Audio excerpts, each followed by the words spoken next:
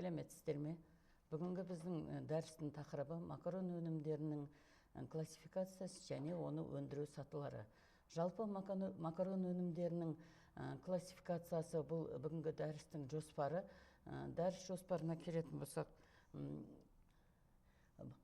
макарон өнімдерінің жіктелуі және макарон өнімдерін өндірудің негізгі кезеңдері. Макарон өнімдері бұл тамақ өнімдеріндегі негізгі өнімдер болып табылады. Ол макарон өнімдерінің басқа өнімдерден, яғни бұл ұнды өнімдерден ерекшелігі, олардың бірнеше ерекше сипаттамалары бар. Себебі бұл макарон өнімдері өте құрғақ өнім, ағзаны қара жұмысшыларға, әсіресе ағзаны жақсы тойдыру мақсатында өте құнарлы өнім болып табылады. Және сонымен қатар бұл макарон өнімдерінің жалпы ерекше қасиеттері олардың ұзақ сақталуы, оның құрамындағы ылғалдың мөлшері 13% шамасында болады, және олардың сақтау мерзімі 2 жыл көлемінде. Сонымен қатар бұл макарон өнімдерінің жалпы ерекшеліктері ол ағзаның көмірсуға және ақуызға деген қажеттілігін қанағаттандыратын ерекше қасиеттері бар.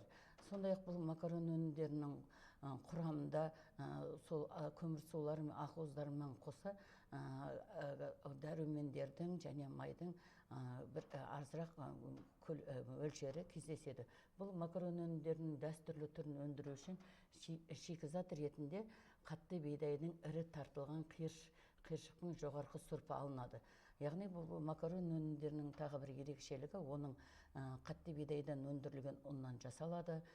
Бұл макарон өндірісін қатты бидайдың осы қиыршық түрінен макарон өнім өндіру барысында технологиялық режимі сақталғанда ол құрғақ түрінде янтарлы сары, алтын түстес болып келеді. Беріктігі аса жоғары және сындырған кезде шыны тәріздес күйде болады. Ұзақ пісіргенде суы мөлдір және олар пішінін көп өзгерте бермейді. Бұл макарон өнімдерінің тағы бір ерекшелігі, оны пісіру уақыты тез, яғни тез уақытта пісіріледі. Олардың жасалу өндіру тәсіліне байланысты олар 3-20 минут арасында жасалынады. Сол сияқты макарон өнімдерінің тағам ретіндегі осындай бірнеше ерекше сипаттамалары, ерекшеліктері бар.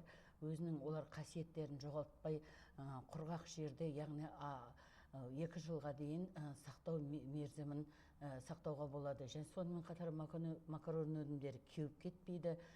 Кейбір қатарлақ нандарға және сонымен қатар дақылды құрғақ таңғас өнімдеріне қарағанда оларды суды сіңіру қабілеті аз. Тасымалдау кезінде де бұл макарон өнімдерінің ерекшелігі олардың жаңа ылғалды аз сіңірілетіндігі, құрамындағы ылғалдың аз болуынан олардың тасымалдау кезінде, сақтау кезінде жаңағы ерекше қасиеттері бар.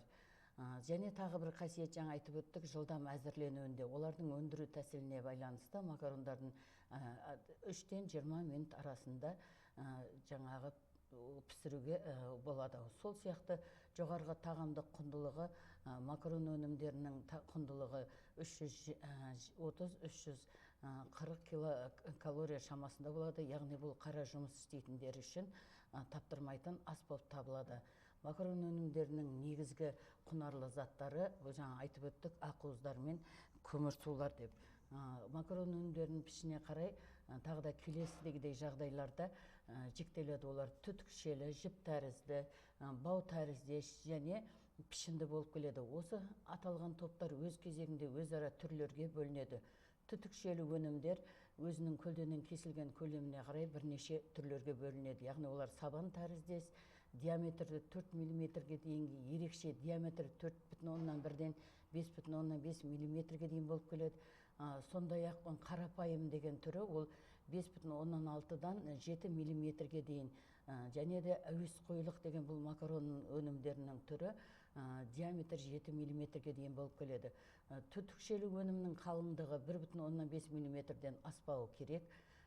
Түтікшелі өнімге мыналарды жатқызуға болады. Макаронның ұзындығы 15 см-ден кем емес, тік кесілгені, және сол сияқты рожкенің ұзындығы 1,5-ден 10 см-ге дейінгі тік кесілген, иілген немесе тік түтікшелі қалыптағы өнім қауырсынның ұзындығы 3-тен 10 сантиметрге дейінгі қиғаш кесілген өнім болып табылады. Сондай-ақ бұл макарон өнімдерін өндіру, илеу, қамырды қалыптау, макаронның кептіру технологиясы және техниканы жетілдіру қазіргі уақытта үлкен жетістіктердің жолында. Осыған байланысты біз қамырдың вакуумды өңдеуін, жоғарғы температуралы кептіру режимдерін, тез сіңіретін және кондитерлік емес өнімдерді және дәстүрлі емес шикізаттан алынған өнімдерді өндірудің технологиялық әдістерін атап өтуге болады. Ұзындығына байланысты макарон өнімдерін ұзын 15-тен 50 сантиметрге дейінгі және қысқа 1,5-тен 15 сантиметрге дейін деп бөледі. Макаронды тек ұзын етіп дайындайды. Вермишель мен лапшаны ұзын етіп те, қысқа етіп те дайындайды. Қауырсын, пішінді өнімдерді тек қысқа етіп дайындауға болады. Қалыптау тәсіліне байланысты өнімдерді қысқа кесілген және қалыпталған түрлерге бөледі. Макарон өнімдерін өндіру шикізаттар мен ұнның түрлері және қоспа дайындау тәсілдерін меңгеру білу керекпіз. Азық-түлік өнімдерінің сапасы, әсіресе макарон өнімдерінің сапасы екі негізгі фактормен анықталады. Шикізаттың сапасы және оны қайта өңдеу бойынша операциялардың ерекшеліктері. Макарон өнімдерін өндіру технологиясын тікелей зерттеуге дейін біз макарон өнімдерін өндіру үшін пайдаланатын шикізаттың негізгі түрлерін және олардың қасиеттерін қарастыру керекпіз. Макарон өнімдерін өндіруге арналған шикізаттың негізгі түрлері бидай дәнін ұнтақтау арқылы алынған ұн болып табылады. Қосымша шикізатқа әртүрлі концентраттар, яғни ол негізгі шикізаты ұннан болады, ол ұнды қатты бидайдан өндірілген бидай ұны болады, және қосымша шикізаттарға тағамдық қоспалар, әртүрлі құндылығын жоғарылататын ақуызды заттар, дәнді дақылдан алынған, және сол сияқты жұмыртқа, томат, көкөніс ұнтақтары, бірнеше қоспалардың түрін қосып қосымша шикізаттарды өндіруге болады. Макарон өнімдерінде қойылатын қолданылып жүрген стандарт олардың бәрінің бірнеше белгілеріне қарай жіктелуін қарастырады. Бастапқы жұмсалатын бидайдың түрімен алынған ұнның сұрыпына байланысты макарон бұйымдары А, Б, В топтарға және сұрыптарға бөлшектелінеді. А тобы жоғары бірінші сұрыпты, екінші сұрыпты қатты бидай ұнынан алынған өнімдер. Б тобы жоғары және бірінші сұрыпты жоғары шыныл жұмсақ бидай ұнынан алынған өнімдер. Сол сияқты В тобы жоғары және бірінші сұрыпты наубайханалық жұмсақ бидай ұнынан алынған өнімдер болып табылады. Бұл жоғары сұрыпты ұннан алынған өнімдер. Бірінші сұрыпты ұннан алынған өнімдер, ал екінші сұрыпты ұннан алынған өнімдер болып табылады.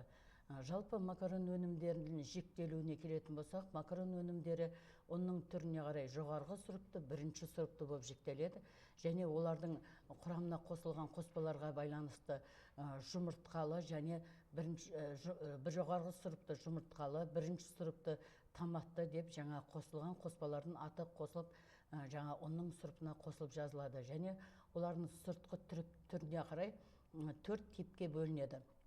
4 типке: түтікше тәрізді, жіпше тәрізді, сондай-ақ таспа тәрізді, әшекейлі өнімдер болып 4 түрге бөлінеді. Бұл макарон өнімдерінде мына жерде суретте көріп отырғандай А макарон, В асы, В мүйізді макарон, В-сы қауырсынды.